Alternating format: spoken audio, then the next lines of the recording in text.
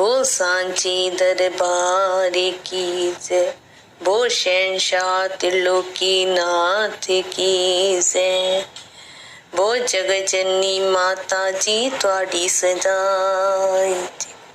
अहमदाबाद में बसंत सिंह जी का परिवार बहुत पुराना हजूर जी को मानने वाला और हजूर जी को समर्पित था।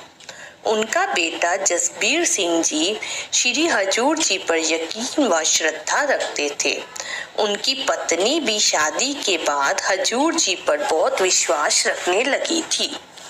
अभी अभी उन्होंने अहमदाबाद में रहने के लिए नए मकान में जाना था। ये अभी लगभग 15-20 दिन पुरानी बात है। पुराने घर में उन्होंने हजूर जी का दरबार बनाया हुआ था, जहाँ वे दरबार की नित्य सेवा, आरती आदि नियम से करते थे। घर के सभी सदस्य नियम से मत्था टेकते थे, अपनी पूजा नित्य नेम करते थे।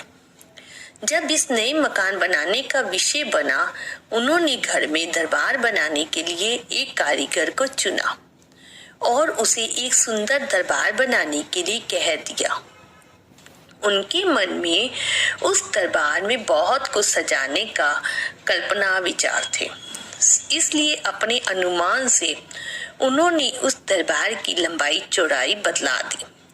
जसबीर सिंह जी की पत्नी सबको ये बताती रही कि मैंने बहुत सुंदर दरबार बनाने के लिए बोल दिया है। ये बात बहुत बढ़ चढ़कर बता रही थी। शायद कई बार ये बात दूसरों को अभिमान भरी लगती होगी, जिसे हजूर जी ने इस तरह ठीक किया। वो कारीगर मजहब से मुसलमान थे। तय दिन को वो कारीगर दरबार बनाकर ले आए और घर के बाहरी आंगन में रखकर चला गया। अब घर के सभी सदस्य उस दरबार को घर में ले जाने का प्रयास करने लगे और उन्होंने पाया कि असावधानी से उन्होंने उस कारीगिरी को बहुत बड़ा दरबार बनाने को कह दिया है और उत्तेजना में लंबाई और चौड़ाई बहुत ज्यादा दे ली है। अब वो दरबार घर के अंदर जा ही नहीं सकता था। वो कहीं जा रही थी कि मैंने इतना सुंदर दरबार बनवाया था, अब क्या करूं? उन्होंने उस कारीगर को बुलाया और उसे बताया कि यह घर के अंदर नहीं जा सकता, तो वो इसे वापस ले जाए।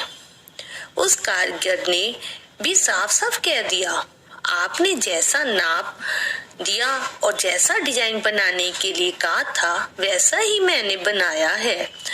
इसे वापस ले जाने का तो सवाल ही नहीं उठता।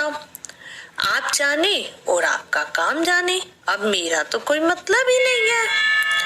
इसमें उनकी ऊंची आवाज में बात भी हो गई, लेकिन वो कारीगर नहीं माना और दरबार को वहीं छोड़कर चला गया।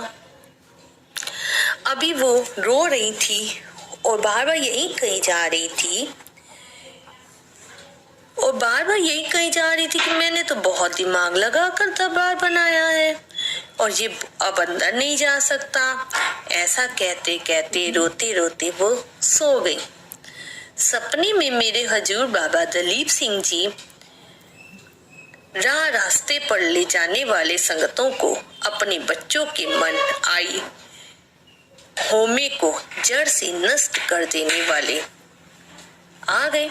आते ही बहुत जोशीली बुलंद आवाज में कहने लगे, क्यों बेटा, बहुत को कितनी बार कहा है कि मैंने बहुत दिमाग लगाकर बनाया है, मैंने बहुत बड़ा बनाया है, तो फिर ये हाल क्यों हुआ? एक बार इतना तो कहती कि हजूर जी, आपकी प्रेरणा से मैंने ये दरबार बनाया है। खुद को होशियार बताने का क्या मतलब? तुम जो इतना रोई हो, अब मैं उस कारीगर को प्रेरणा देता हूँ कि तुमसे आकर मिले, ये दरबार लेकर जाए और इसे ठीक कर लेकर आए, जिसे तुम अपने यहाँ सजाओ।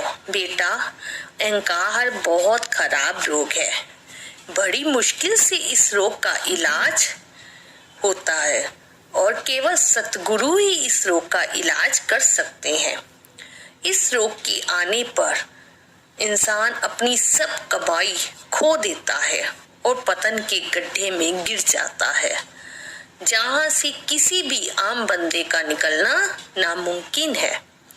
इस सपने के आते ही बीवी जी की आंखें खुल गईं और उसने अपने पति को उठाकर सारी बातें बताई। जसबीर सिंह जी भी बड़े अचरज भरे अंदाज में देख रहे थे कि ये सपना है जिसमें हजूर जी आए हैं। तभी कारीगर भी आ गया और उसने कहा, आपके पास से जाकर मैं बहुत बेचैन था कि मैं ये क्या कर आया हूँ। मुझे शांति नहीं हो रही थी और मैंने ये मन बनाया कि इस दरबार को ठीक करना मेरे लिए आसान काम है। यह दरबार किसी बहुत बड़ी हस्ती के लिए बनाया जा रहा है। अब मुझे इजाजत दीजिए कि मैं इसे ले जाऊं और 2-3 दिन में ठीक करके ले आऊंगा। यह कहकर वो कारीगर उस दरबार को ठीक करने के लिए ले गया। हम सभी के लिए यह बहुत बड़ा सबक है कि अहंकार को अपने पास भी ना आने दे और हजूर जी की कृपा, रहमत, मेहरबानियों के साए में ही यही जीवन का सत्य है। इंसान तो मिट्टी का पुतला है, उसके बस में कुछ भी नहीं। गुरु की कृपा ही सब कुछ है। तेरी ही कृपा से सजे हम हैं। बोल सांची दरबार की जय। बोल शहंशाह त्रिलोकी नाथ की जय। संगत जी, साखी सुनाने में कोई गलती हो गई हो तो माफ कीजिएगा।